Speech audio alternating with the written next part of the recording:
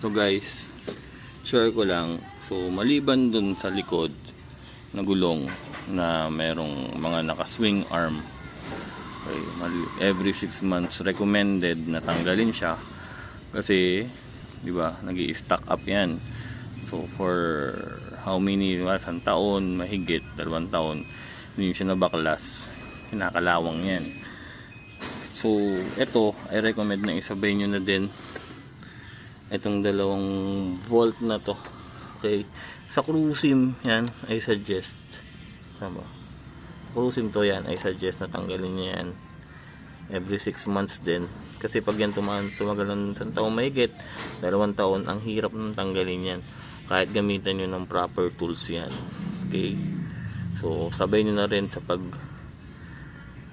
pagtatanggal ng gulong sa likod na every 6 months, sabay nyo na rin to, itong volt na to, para hindi mag-stack up.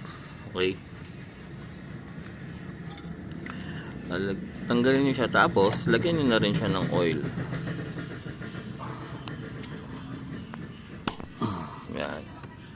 Okay, so maliban sa proper tools, I suggest na tanggalin nyo rin siya. Hirap kasi pag ito yung na-stack up.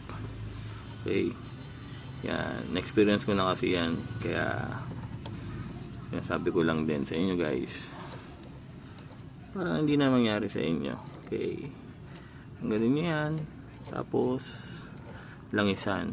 Okay, right.